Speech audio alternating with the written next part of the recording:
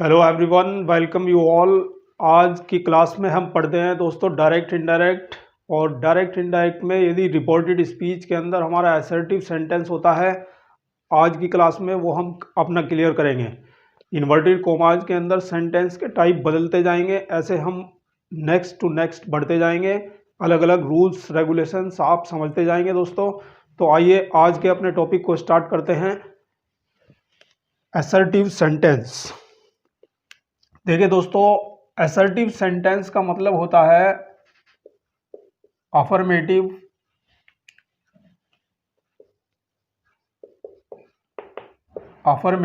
And negative, यानी दोनों ही तरह के सेंटेंस को, अफर्मेटिव सेंटेंस को भी और निगेटिव सेंटेंस को भी, दोनों तरह के सेंटेंसेस को हम कहते हैं असर्टिव सेंटेंस। यानी अगर इन्वर्टेड कोमास के अंदर दोस्तों, इन्वर्टेड कोमास के अंदर अगर अफर्मेटिव सेंटेंस आता है या निगेटिव सेंटेंस आता है, तब हम उस डायरेक्ट सेंटेंस को इनडायरेक्ट कैसे बदलते हैं, ये आज की क्लास में हम अपना क्लियर करते हैं दोस्तों। बहुत ही इंपॉर्टेंट आपके लिए क्लास है, so don't skip the class, remain with us. आइए दोस्तों, पहला रूल देखते हैं, रूल नंबर 1। रूल नंबर 1 कहता है दोस्तों कि यदि इन्वर्टेड कोमास के अंदर या रिपोर्टेड स्पीच के अंदर अफर्मेटिव या निगेटिव सेंटेंस होता है, तो हम रिपोर्टिंग वर्ब सेड या सेड टू को बदलते हैं। कैसे? तो देखिए दोस्तों, if assertive sentence is given in the reported speech, ठीक है दोस्तों, यदि आप रिपोर्टेड स्पीच कहते हैं तब भी एक बात होती है, इन्वर्टेड कोमास के अंदर का सेंटेंस बोलते हैं तब भी एक बात होती है। तो if assertive sentence is given in the reported speech, we change the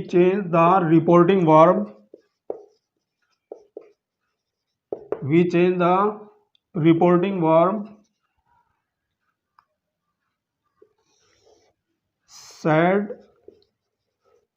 और said to into। अब देखिए दोस्तों, यदि सैड होता है तो सैड को तो बदला नहीं जाता है, सैड का सैड ही रहता है। और यदि सैड टू होता है तो सैड टू को दोस्तों हम टोल्ड लिखते हैं, सैड टू को टोल्ड लिखते हैं। तो ये रहा हमारा रिपोर्टिंग वर्ब का परिवर्तन। सैड होता है तो सैड का सैड ही रहता है, कोई बदलाव नहीं होगा। और यदि सैड टू होता है तो सैड टू को हम दोस्तों टोल्ड लिखते हैं। गुरुजी कहीं कहीं पर कुछ और भी लिखा जाता है टोल्ड की जगह, बिल्कुल सेंटेंस के अर्थ के अनुसार कहीं पर आपको लिखा हुआ मिल सकता है दोस्तों। इन्फॉर्म्ड भी लिखा हुआ मिल सकता है। अर्थ के अनुसार यदि हम कहीं पर इन्फॉर्म करते हैं तो इन्फॉर्म करने की स्थिति में इन्फॉर्म्ड भी लिखा जा सकता है। तो बिल्कुल आप आसानी से एक याद रख सकते हैं, टोल्ड। तो ये रहा हमारा रिपोर्टिंग वर्ब का परिवर्तन दोस्तों। उसके बाद सेकंड रूल आता है हमारा। सेकंड रूल देखते हैं। सेकंड रूल आता है, सेकंड रूल कहता है दोस्तों कि by removing inverted commas, by removing inverted commas, we use conjunction that। दोस्तों, कंजक्शन दैट का प्रयोग किया जाता है। सेंटेंस चूंकि हमें पता है असर्टिव है, तो अगर इन्वर्टेड कोमास के अंदर सेंटेंस का टाइप असर्टिव होता है, अर्थात अफर्मेटिव या नेगेटिव सेंटेंस होता है, तो अफर्मेटिव और नेगेटिव होने की स्थिति में कंजक्शन दैट का प्रयोग किया जाता है। रूल नंबर 3 कहता है दोस्तों, चेंजिंग ऑफ प्रोनाउन।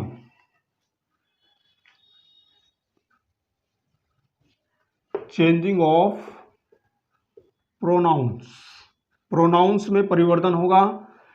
प्रोनाउंस के परिवर्तन के रिगार्डिंग हमने आपको रूल प्रीवियस वीडियो में बताया है कि यदि इन्वर्टेड कोमास के अंदर फर्स्ट पर्सन प्रोनाउन आता है तो फर्स्ट पर्सन प्रोनाउन को रिपोर्टिंग स्पीच के सब्जेक्ट के अनुसार बदला जाता है, और यदि सेकंड पर्सन प्रोनाउन होता है इन्वर्टेड कोमास के अंदर तो उसको कोमास के बाहर के ऑब्जेक्ट के अनुसार बदला जाता है।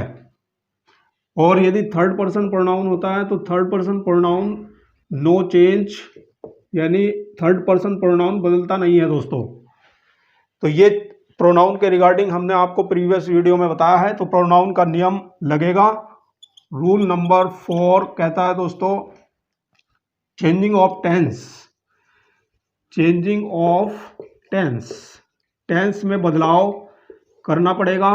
तो टेंस के परिवर्तन के संबंध में भी हमने आपको प्रीवियस वीडियो में बताया है कि प्रेजेंट के चारों टेंस अपने ही पास्ट में बदले जाते हैं, और पास्ट में केवल 2 बदलते हैं दोस्तों। पास्ट इंडेफिनिट बदलता है पास्ट परफेक्ट में, और पास्ट कंटिन्यूअस बदलता है पास्ट परफेक्ट कंटिन्यूअस में।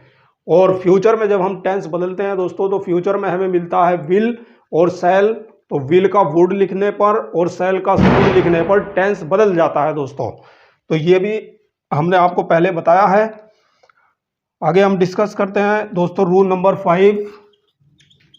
रूल नंबर 5 कहता है नियरनेस बदलती है फारनेस में, यानी नियरनेस को चेंज करना है दोस्तों फारनेस में, यानी नज़दीकी प्रकट करने वाले शब्दों को दूरी प्रकट करने वाले शब्दों में बदला जाता है। ये भी मैंने आपको प्रीवियस वीडियो में बताया है।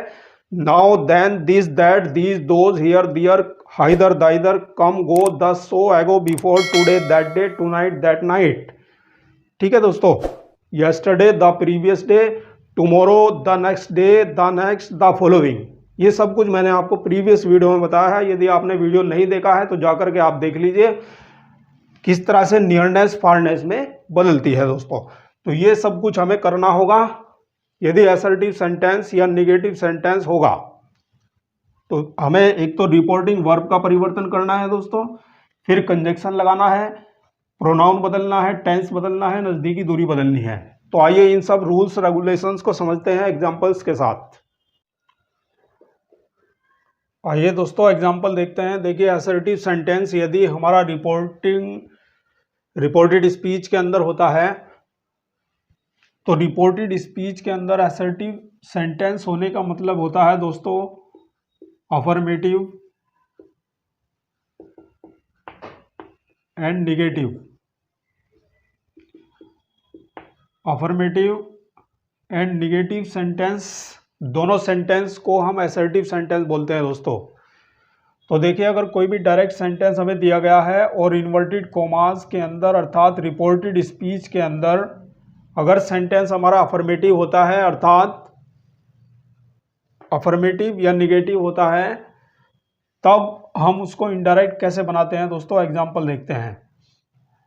तो देखिए जैसे मैंने कहा Ravi said to me comma inverted commas you will finish your work, you will finish your work। तो देखिए दोस्तों ये हमारे पास में कोई भी डायरेक्ट सेंटेंस है, इसको हम इनडायरेक्ट बनाते हैं।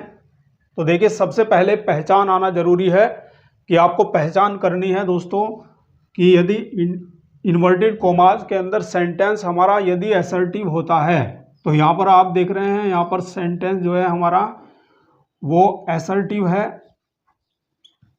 असर्टिव होने का मतलब अभी बताया है मैंने कि दोनों ही तरह के वाक्य अफर्मेटिव और निगेटिव दोनों ही तरह के सेंटेंसेस कहलाते हैं हमारे असर्टिव। तो देखिए अगर असर्टिव सेंटेंस यदि दिया होता है इन्वर्टेड कोमास के अंदर तो हम सेड या सेड टू का यानी रिपोर्टिंग वर्ब का जो परिवर्तन करते हैं सेड का सेड ही रहता है और सेड टू का टोल्ड लिखते हैं। तो यहाँ पर इसको जब हम इनडायरेक्ट बनाएंगे दोस्तों तो क्या हो जाएगा, Ravi told me that, Ravi told me that, inverted commas हटाएंगे कंजक्शन दैट लगाएंगे। आगे देखिए दोस्तों, प्रोनाउन बदलेगा, टेंस बदलेगा, नज़दीकी दूरी बदलेगी। तो यहाँ पर यू आ गया है। यू सेकंड पर्सन प्रोनाउन होता है और सेकंड पर्सन प्रोनाउन दोस्तों सन 1 2 3 से हमें पता चलता है कि सेकंड पर्सन प्रोनाउन ऑब्जेक्ट के अनुसार बदलता है। S for subject, O for object, N for no change. इसको फर्स्ट पढ़ना है, सेकंड पढ़ना है, थर्ड पढ़ना है। तो सेकंड पर्सन प्रोनाउन ऑब्जेक्ट के अनुसार बदलता है। यू को मी के अनुसार बदलेंगे तो यू का मी के अनुसार बदल करके आई हो जाएगा दोस्तों। और टेंस बदलेंगे क्योंकि फ्यूचर है, तो फ्यूचर में विल या शैल मिलता है, तो विल का वुड करने से और शैल का शुड लिखने से हमारा टेंस बदल जाता है दोस्तों। लेकिन स्टूडेंट यहाँ पर क्या गलती करते हैं, स्टूडेंट बिल्कुल ऐसा करते हैं कि इसी विल को वुड में चेंज कर देते हैं, जबकि ऐसा नहीं होगा। यहाँ पर हमारा सब्जेक्ट देखिए यू है, तो यू के अकॉर्डिंग विल लगा है। हमारा नया सब्जेक्ट बदल गया है, वो आई हो गया है और आई के साथ शैल लगेगा और शैल का बदल करके क्या होगा दोस्तों, शुड होगा। तो ऐसे चेंज करना है, आपके अपने नए सब्जेक्ट के अकॉर्डिंग देखना है। तो ये हो जाएगा आई शुड फिनिश। योर का बदलेंगे तो योर का बदल करके माई हो जाएगा दोस्तों, क्योंकि योर भी हमारा सेकंड पर्सन प्रोनाउन है और सेकंड पर्सन प्रोनाउन भी हमारा ऑब्जेक्ट के अनुसार बदलता है। तो यू के अनुसार मी को बदलेंगे, आई हो गया। योर को मी के अनुसार बदलेंगे तो माई हो गया। समझ नहीं आया गुरुजी कैसे बदला है? तो देखिए बिल्कुल आसानी से समझना है, कहीं से कोई समस्या नहीं है। जिसको भी आपको बदलना है, आप देखिए यू को बदलना है तो यहाँ पर मैंने यू के तीनों रूप लिखे हैं, यू यू योर, ये आपने तीनों रूप लिख लिए हैं। अब जिसके अनुसार बदलना है उसके लिखिए मी के तीनों केस इसके नीचे लिखिए दोस्तों, आई, मी, माई। तो अब देखिए इस यू को बदलना था, तो ये यू हमारा इस सब्जेक्ट का, इस सेंटेंस का सब्जेक्ट है। तो पहला केस जो होता है वो सब्जेक्टिव केस होता है, दूसरा ऑब्जेक्टिव केस होता है और तीसरा दोस्तों पॉजेसिव केस होता है। तो सब्जेक्ट में मिलान करेंगे क्योंकि हम सब्जेक्ट को बदल रहे हैं, तो सब्जेक्ट यू का बदल करके आई हो जाएगा। तो यहाँ पर आई हो गया। ऐसे ही आप योर को बदलेंगे तो देखिए योर को बदल के क्या हो जाएगा, योर के नीचे माई आ जाएगा दोस्तों। तो यही मैंने लिखा है, योर का बदल कर माई हो गया और यू का बदल कर आई हो गया है। ठीक है दोस्तों, कहीं से कोई समस्या नहीं है, बिल्कुल आसानी से आएगा समझ में। आइए अगला एग्जाम्पल देखते हैं। इसी तरह मैंने कहा दोस्तों, she said to me, comma inverted commas, you did not give me something, you did not give me something, coma inverted commas close. तो ये रहा दोस्तों हमारे पास एक अनदर एग्जाम्पल है। इसको हम चेंज करेंगे इनडायरेक्ट में, तो क्या हो जाएगा दोस्तों, सबसे पहला परिवर्तन सेड टू का है, रिपोर्टिंग वर्ब का परिवर्तन है। तो रिपोर्टिंग वर्ब का परिवर्तन आपको पता है, सेड का सेड ही रहता है और सेड टू का टोल्ड लिखा जाता है। तो यहाँ पर हो जाएगा दोस्तों, सी टोल्ड मी। और अक्सर स्टूडेंट ये भी गलती करते हैं, कहीं कहीं स्टूडेंट टोल्ड टू मी लिख देते हैं। तो टोल्ड टू मी बिल्कुल नहीं लिखना है, यानी आपको ध्यान रखना है माय डियर स्टूडेंट्स कि सेड टू का बदल कर ही टोल्ड होता है, यानी टू इसमें चला गया है, अलग से टू लगाने की आवश्यकता नहीं है। इन्वर्टेड कोमाज को हटाकर कंजक्शन लगाते हैं दैट। अब आगे प्रोनाउन आता है हमारा, सेकंड पर्सन प्रोनाउन है, ऑब्जेक्ट के अनुसार बदलेगा, यू का मी के अनुसार, अभी बताया था मैंने, यू का मी के अनुसार बदल करके आई हो जाएगा दोस्तों। अब यहाँ पर देखिए, यहाँ पर सेंटेंस हमारा अफर्मेटिव था और यहाँ पर निगेटिव सेंटेंस आ गया है। तो कहीं से कोई समस्या नहीं है, कोई घबराने की आवश्यकता नहीं है। अफर्मेटिव और निगेटिव दोनों के लिए एक जैसा रूल है, सेड का सेड ही रहता है, सेड टू टोल्ड में बदलता है और हमारा इन्वर्टेड कोमाज हटा करके कंजक्शन दैट लगता है, प्रोनाउन बदलता है, टेंस बदलता है और नियरनेस फारनेस में बदलती है। तो यहाँ पर देखिएगा दोस्तों, टेंस बदलने के लिए helping verb plus not, did not यानी पास्ट इंडेफिनिट टेंस है, तो पास्ट इंडेफिनिट बदलता है दोस्तों पास्ट परफेक्ट टेंस में, और पास्ट परफेक्ट में had not plus third form लगेगा। तो आई हैड नॉट गिवन अब मी को चेंज करेंगे। यहाँ पर मी जो है हमारा फर्स्ट पर्सन प्रोनाउन होता है और फर्स्ट पर्सन प्रोनाउन सब्जेक्ट के अकॉर्डिंग बदलता है दोस्तों। सन 1 2 3 आपको बताएगा। तो यहाँ पर सब्जेक्ट जो है हमारे पास सब्जेक्ट सी है और ऑब्जेक्ट मी है, यानी रिपोर्टेड स्पीच के अंदर आने वाले प्रोनाउन रिपोर्टिंग स्पीच के सब्जेक्ट या ऑब्जेक्ट के अनुसार बदले जाते हैं, ये आप जानते हैं। तो फर्स्ट पर्सन प्रोनाउन सब्जेक्ट के अकॉर्डिंग बदलेगा, यानी मी को सी के अकॉर्डिंग बदल करके यहाँ पर लिखना है। तो आप देखिए, आपसे यदि नहीं आ रहा है कि कैसे बदला जाएगा, तो मैंने आपको बताया है कि जिसको बदलना है उसके तीनों रूप लिखे दोस्तों। मी को बदलना है तो आई, मी, माई, और जिसके अनुसार बदलना है इसके नीचे लिख लीजिए शी के अकॉर्डिंग बदलना है। तो यहाँ पर हमने लिख लिया दोस्तों सी, हर, हर। अब देखिए मी को बदल करके क्या हो गया है, मी में मिलान करिए, मी के नीचे हर आ जाता है दोस्तों, तो यहाँ पर हर हो जाएगा। तो गिवन हर समथिंग, ये रहा हमारा इनडायरेक्ट स्पीच। और देखिए दोस्तों, इसी तरह से मैंने कहा Rani said, comma inverted commas, you have finished my project, now। ये देखिएगा दोस्तों, ये हमारे पास एक एग्जाम्पल है, इसको हम बनाते हैं इनडायरेक्ट। तो क्या हो जाएगा, रानी सैड, रानी ने कहा। देखिए सैड बदलता नहीं है, तो यहाँ पर क्या हो जाएगा दोस्तों, सैड का सैड ही रहेगा। रानी सैड, इन्वर्टेड कोमास हटाएंगे, कंजक्शन लगाएंगे दैट, रानी सैड दैट।